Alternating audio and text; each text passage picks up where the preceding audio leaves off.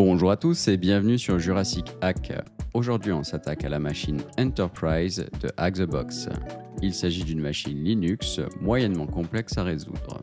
En effet, celle-ci nécessite certaines compétences en reverse engineering ainsi qu'en injection SQL. Ici, nous allons commencer notre analyse avec un rapide scan Nmap et tenter d'identifier les services en écoute. Dans le cas présent, on retrouve 4 ports ouverts, dont 3 qui semblent correspondre à des services web. Le 80, le 443 et le 8080. Nous allons donc ouvrir un navigateur afin d'inspecter le contenu de ceux-ci. Malheureusement pour nous, le premier site, hébergé sur le port 80, est particulièrement long à charger. Cependant, si l'on inspecte le bas de la page, on peut constater que le navigateur cherche le domaine enterprise.htb. Nous allons donc retourner sur notre terminal et ajouter celui-ci à notre fichier host. Une fois la modification effectuée, nous pouvons retourner sur notre navigateur et cette fois-ci tenter d'accéder au domaine enterprise.htb. Ici, le site ne présente rien de particulier si ce n'est que celui-ci est basé sur le CMS WordPress. Maintenant, si l'on ouvre un nouvel onglet afin de se connecter au port 443, on peut rapidement constater que celui-ci expose simplement la page Apache par défaut. Enfin, nous allons pouvoir terminer notre exploration avec le dernier site hébergé sur le port 8080. Ici, nous sommes en présence d'un CMS Joomla, on peut facilement voir le logo présent dans l'onglet du navigateur. Et si cela ne vous suffit pas, il est possible de tenter d'accéder à la page d'administration, généralement présente dans /administrator. Bien, maintenant nous allons pouvoir commencer à effectuer une reconnaissance plus approfondie sur ces actifs. Pour commencer, nous allons nous attaquer au CMS WordPress et tenter d'identifier d'éventuelles vulnérabilités via l'outil WP Scan. Ici, nous allons spécifier l'URL ainsi que l'option "-e" afin d'effectuer une énumération de la cible. Suite au résultat du scan, nous n'obtenons pas d'informations intéressantes si ce n'est un nom d'utilisateur, ici William Riker. Maintenant, nous allons passer à la cible suivante, le port 443, qui nous présentait une page par défaut précédemment. Dans le cas présent, nous allons faire usage de l'outil GoBuster et exécuter une énumération de répertoire. Le premier résultat indique le chemin /files, nous allons donc retourner sur notre navigateur afin d'inspecter son contenu. Dans le cas présent, celui-ci contient une archive zip nommée lcars, nous allons donc télécharger celle-ci. Une fois l'archive obtenue, nous allons pouvoir retourner sur notre terminal et extraire celle-ci à l'aide de la commande unzip. Le contenu s'apparentant à du code PHP, nous allons pouvoir l'analyser à l'aide d'un éditeur de texte. Dans le cas présent, il semble que le code soit une sorte de plugin. De plus, les commentaires nous indiquent que celui-ci ne semble pas être sécurisé. Si l'on inspecte le fichier lcarsdb.php, nous pouvons constater dès la seconde ligne qu'il s'agit d'un plugin pour WordPress. Aussi, si l'on inspecte la requête SQL présente à la ligne 14, nous avons une potentielle injection SQL via le paramètre query passé via une requête get. Avec ces informations, nous allons pouvoir retourner sur notre site WordPress et tenter de trouver le chemin permettant d'avoir accès au fichier lcarsdb.php. Sur WordPress, les plugins sont généralement stockés dans /wp-content/plugins. Nous allons donc ajouter cela à notre URL puis spécifier le nom du plugin, ici lcars. Puis on va terminer avec le nom de la page recherchée, lcarsdb.php. Notez que nous avons également ajouté le paramètre query afin d'avoir une requête valide. Maintenant que nous savons où se trouve le fichier vulnérable, nous allons pouvoir faire usage de SQLmap afin de tenter d'exploiter l'injection SQL. En retournant sur notre terminal, nous allons donc spécifier la commande SQLmap suivie de notre URL ainsi que du paramètre query. Enfin, nous allons spécifier l'option DBS afin d'afficher les bases de données présentes sur le serveur. Une fois l'exécution terminée, nous pouvons constater que plusieurs bases de données ont été identifiées, incluant les bases Joomla et WordPress. Cependant, on entre ici dans une partie un petit peu CTF de la machine. Dans un premier temps, il faut ici faire une énumération des postes contenus dans la base WordPress. Nous allons donc relancer SQLmap et spécifier la base de données WordPress ainsi que les noms des tables et colonnes à énumérer. Notez que le nom de la table et de la colonne sont disponibles dans le code source récupéré précédemment. Une fois l'extraction des postes terminée, nous allons pouvoir exécuter une recherche avec le terme passW dans le terminal. Ici, on peut voir plusieurs mots de passe qui nous seront utiles plus tard.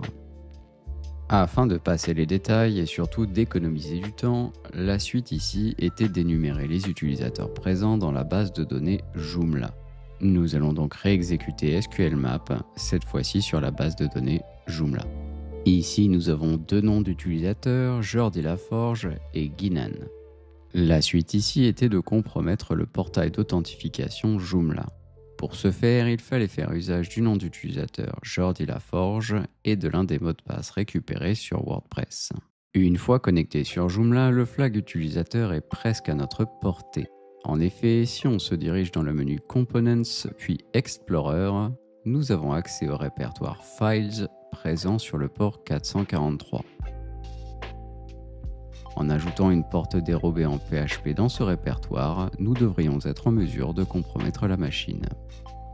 Nous allons donc retourner sur notre terminal et faire usage de MSF Venom afin de générer une charge utile en PHP à l'aide du module php/meterpreter/reverse-tcp.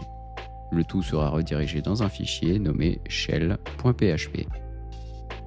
Une fois notre charge utile générée, nous allons démarrer un listener via MSF Console et faire usage du module exploit/multi/handler, puis démarrer celui-ci via la commande run. Une fois nos préparatifs terminés, nous pouvons retourner sur Joomla afin de téléverser notre porte dérobée. À partir de là, il suffit de retourner sur le site hébergé par le port 443 et cliquer sur notre charge utile présente dans le répertoire Files. Si tout s'est correctement déroulé, nous devrions obtenir un shell sur la machine. Il ne nous reste plus qu'à venir récupérer le flag utilisateur présentant /home/Jean-Luc Picard/user.txt. Maintenant, passons aux choses sérieuses. En effet, n'ayant pas effectué un scan nmap complet, le port 32812 nous a échappé. Ceci peut être confirmé via la commande netstat sur la machine. Si l'on tente de se connecter à celui-ci via netcat, nous atterrissons sur une interface qui nous demande un code d'accès. N'ayant pas plus d'informations, nous allons retourner sur notre shell et tenter d'identifier les binaires SUID présents sur celle-ci. Ce qui est intéressant ici est le binaire lcars, présent dans le répertoire /bin. Celui-ci dispose des privilèges route et il s'agit en plus du service écoutant sur le port 32812. Ça sent le buffer overflow. Nous allons donc télécharger ce binaire afin de l'analyser localement. Une fois le binaire obtenu, nous allons démarrer Ghidra et faire une analyse statique du code de celui-ci. Dans le cas présent, il est facile d'identifier la routine permettant de valider le code d'accès. Il s'agit de Bridge Auth. Si l'on clique sur celle-ci, nous pouvons voir des valeurs chargées dans différentes variables. Il s'agit en fait d'une chaîne de caractères démarrant par la variable local32 qui est par la suite comparée à notre entrée via la fonction strcmp. Si l'on convertit ces valeurs en ASCII, on peut rapidement voir quel mot de passe il est nécessaire de rentrer. Ici, il s'agit de Picard A1. Afin de valider cela, nous allons retourner sur notre shell et vérifier celui-ci. Le mot de passe est correct, mais nous atterrissons sur une interface disposant de plusieurs options. Après un peu de recherche, l'option 4 semble nous demander un code. Nous allons donc aller analyser cela dans Ghidra. Ici, la sélection des menus s'effectue via la routine Main Menu, disponible après avoir rentré le bon code d'accès. Malheureusement pour nous, Ghidra n'a pas correctement analysé notre switch case. Mais qu'importe, il est facile d'identifier la fonction dans l'import des symboles, il s'agit de Disable Force Fields. En effet, en sélectionnant l'option Security dans le menu, nous allons exécuter cette routine. Cependant, si l'on regarde le code de plus près, la variable locale D4 fait 204 octets. Lors de la demande de code de Security Override avec la fonction scanf, nous pouvons facilement entrer plus de caractères afin de corrompre la pile. À partir de là, il serait possible d'injecter un shellcode et d'obtenir les privilèges root sur la machine. Dans un premier temps, nous allons tenter de confirmer que nous avons bien une corruption mémoire lors de l'injection d'un code trop grand. Ici, nous pouvons constater une segmentation fault, ce qui est plutôt bon signe. Nous allons donc pouvoir écrire notre preuve de concept et pour ce faire, nous allons faire usage de la technique read to libc. Il nous faut donc l'adresse de la libc ainsi que l'adresse d'une chaîne de caractères comme bash ou sh. Nous allons donc retourner sur notre méterpréteur et venir récupérer l'adresse de la libc utilisée par l'exécutable lcars avec l'outil ldd. De plus, il est à noter que l'ASLR est désactivé sur la machine. Maintenant, nous allons démarrer GDB et placer un breakpoint sur main afin de nous permettre de charger l'exécutable en mémoire et d'obtenir les adresses complètes des informations nécessaires. Ici, on va venir récupérer l'adresse de la fonction système ainsi qu'un pointeur vers la valeur sh. Ayant obtenu les informations nécessaires, nous allons pouvoir commencer à écrire notre preuve de concept.